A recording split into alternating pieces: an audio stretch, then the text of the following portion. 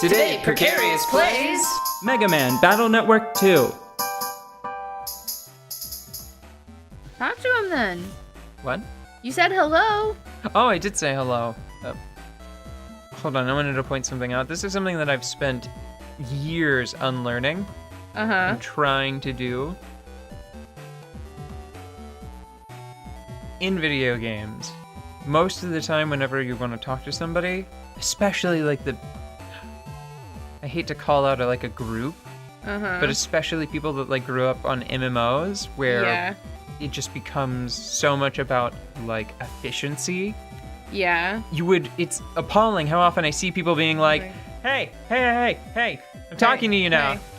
Hey. Or like their butt is... Well, they're like inside the model because there's no clipping most of the time in MMOs. Or they're like 20 feet away and there is clipping, I mean. Yeah, or they're like 20 feet away just targeting the person, the NPC, to be like, hey, where's that quest? Right, but it's like this is like an acceptable conversation distance. Yeah. I can't actually talk to him though from that far away. Congrats. Passed my test with flying colors, good job. I'm the head license examiner in these parts. Oh boy. Oh, so that's how they got there. They were plants. Okay. All right. Now, do I actually have to... So he's secretly great at his job, like the drunken ninja. Do I have to... Do I have to do 3 or do I only have to do 1? I don't know. I suppose we'll find out. So are you really gonna make Super Porp? Oh, probably. But I've tried to get into the habit of like positioning myself in RPGs where it's like an acceptable real life conversation distance away instead of just being like jogging inside somebody. At them. Yeah. Hey, what are you doing? Hey, pay attention. I'm clearly the protagonist. Have you seen my hair? Yeah. It's fantastic. Oh, do I really have to do all 3? Sweet. Koto Square. Good. This is what I'm doing now. This is my life. No, it's your job. It's your job. You accepted that job. The job Jack is the life. execute.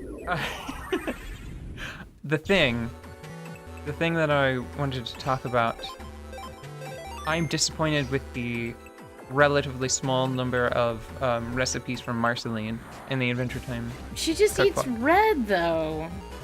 She didn't just eat red before, and she's like 1,000 years old. Yeah, she could have had some like and why wasn't Vampire Queen recipes. Why wasn't there a recipe for red?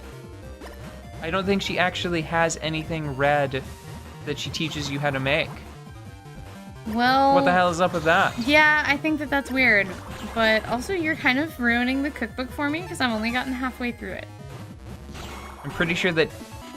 Okay, I have to say that maybe it's just like a quality over quantity thing with Marceline. Yeah. Because out of everything in there, I think that the 3 recipes that I'm most excited about trying, it's Super Porp, which is by Marceline. Yeah. Marceline's French fries, which are by Marceline. Yeah. And Lieutenant Commander Captain Bubblegum's sandwich. It's Princess Bubblegum's super perfect sandwich. Yeah. But Marceline wrote it? No. Oh, Princess that's Bubblegum wrote okay. it. So 2 out of 3 have Marceline. Right. Well, I understand why Marceline would know how to make Super Porp because she was probably around when Super Porp started or was running, and I totally understand why she would want French fries because French fries come with ketchup. Well, the French fries, that's like part of her that's part of the reason why she hates her dad. Oh. Remember, she went outside. She had like one perfect French fry, and then she went outside, and then she came back and he'd eaten the rest.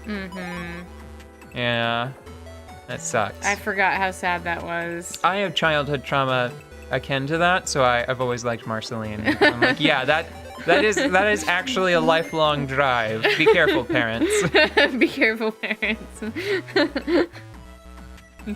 If your kid ever gets their hands on a copy of the first Pokemon soundtrack, you just leave them alone. Just shut up. Just shut up. They will never forget. Oh my any God. activities surrounding the Pokemon First soundtrack. Oh man. Whoa. I'm really excited about the pizza. I'm really excited about all the pizza, but especially the breakfast pizza because I've always liked eggs on pizza. As soon as someone told me that I could put an egg on a pizza, I was like, yeah, that sounds great. You know? And I've just been on board ever since. Eggs in the oven are definitely, like a good plan. Can I get there in time? Ha! Ooh. That was squeaky, man. But I got more than one cookbook. I got 2 cookbooks. Oh, are we done talking about the Adventure Time one? Because I've got a lot to say about the Adventure Time cookbook. It's really That's cool. weird. That's weird for you. Well, not weird for you. It is not weird for me. You don't take so much of an interest in recreational food preparation as I do. Why? Whoa! No! Not again! Oh, no, it's over. No, we still have minutes left. You gotta do it. Let's see. You got... If an extra 200 HP on the enemy that was already a pain.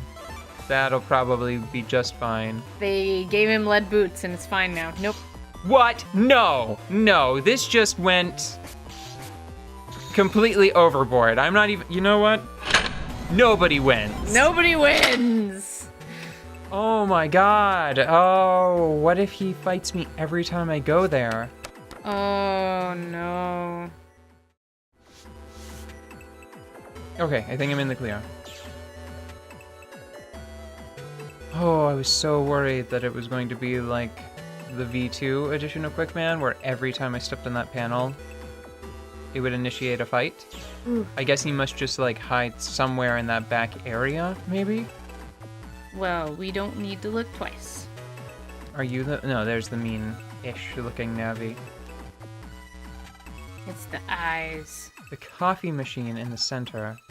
And get the program back from the Navi inside for me.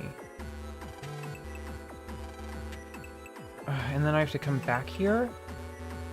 Is there a shortcut to this place? Because that would be pretty handy.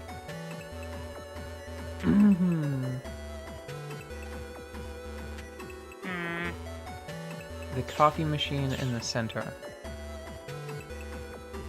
What center? Like the center of town? No, the net battling center. Oh, okay.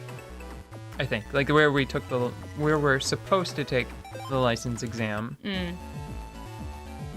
Here, yeah. Okay. There it is. It's right there. No, it's probably this one. This is the future of coffee machines. Oh my god. That is so exciting. But I don't think you're right. Like, that display reminds me of the health monitoring equipment on the next generation Enterprise. Do you remember all those crazy fun displays? Like, it was just like an entire wall panel that would provide readouts. Not really a fan of that, so don't know what you're talking about.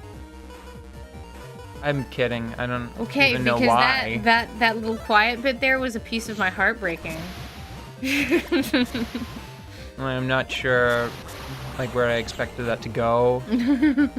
Really, just wanted to say the words.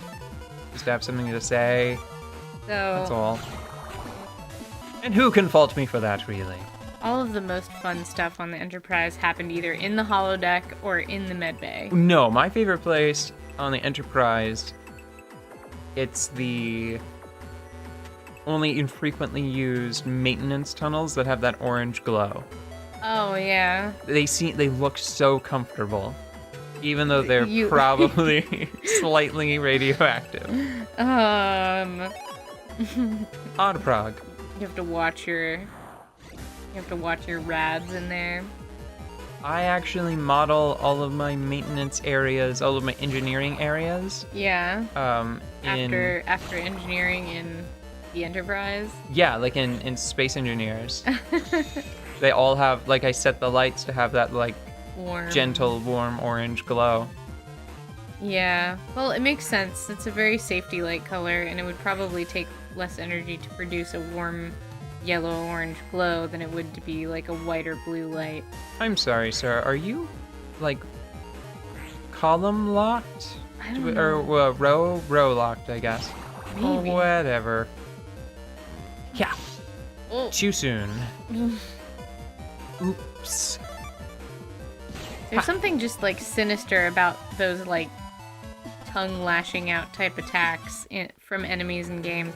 Like, I really don't like mimics because they're like and they eat you. And I think that Yoshi and his is terrifying. Really? Yeah, I think it's scary. It's pretty cute. It's just cute enough for me to not be overly bothered by it. But that whole, like, frog lightning tongue snap thing is creepy. I don't think that I have any particular thing that I'm afraid of like that. Mm-hmm. Or, like, disturbed by. Mm-hmm. When I was younger, I used to have a problem with dismembered bits that would fight you. Oh, like a zombie's hand come at you? That, or well, specifically, it was the wall master. Was it wall master or floor master? The dismembered, the giant dismembered floating hand. Jeez, you'd think that I didn't have to use those words in that order very often.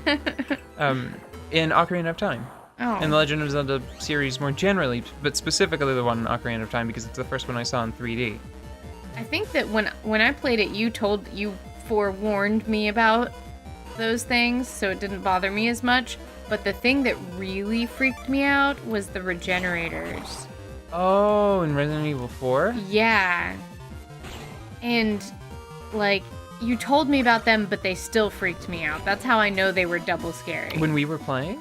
Well, just the first time I ever saw one, just breathing all, and jerking all around and Such full of parasites and popping into yeah, it was fear. It was just repulsion at first sight. There's just some things that you just know. Aw. It's lovely. I'm sure they'll be delighted to know that they evoke such strong emotions in you. I don't know if delight is any word anywhere near any one of those. Oh, yeah. Fun truth. Yeah.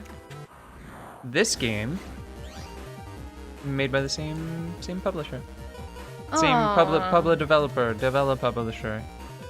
Capcom. It's a Capcom game. Oh.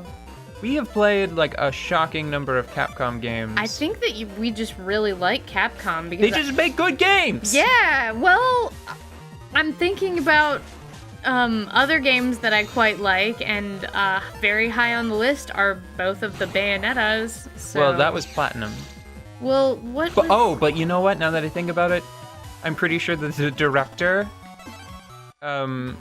still started at Capcom and made Devil May Cry. So that's why I was thinking of that, because I thought I remembered that some of the same people worked on the. Yeah, because in Bayonetta 1 in the graveyard, there are references to like Beautiful Joe and Dante in that opening scene, I think. Yeah, my brain definitely just completely associates Bayonetta with Devil May Cry. It just feels like a half sibling or a close cousin, like a first cousin of that same game. Well, Bayonetta is like way they've got cooler. the same ears or something. Bayonetta is way cooler than Dante. Oh, what? You disagree? I will fight you. I'm just thinking about it because I've never put them up against each other. Well, you shouldn't, because it's equivalent to picking your favorite child, but I'm going there. I don't want to go there. I'm staying right where I am. Well, you fine. can go on that trip alone. You can stay silent on the issue, and I will... agree with you. I'm going with you. No, I think Bayonetta is way cooler. Well, I'd have to play the games more closely to determine this, but I think that Bayonetta has more going on, like, as a character, except for DMC Devil May Cry Dante. But no, like, Nobody we are likes the DMC Devil May Cry Dante, which Except is for strange us. for me. Yes. Yeah. But even DMC Devil May Cry Dante, he has a little bit more going on, but he's still just kind of a bad boy. Which Yeah. is like, good for you. But check out my girl Bayonetta over here.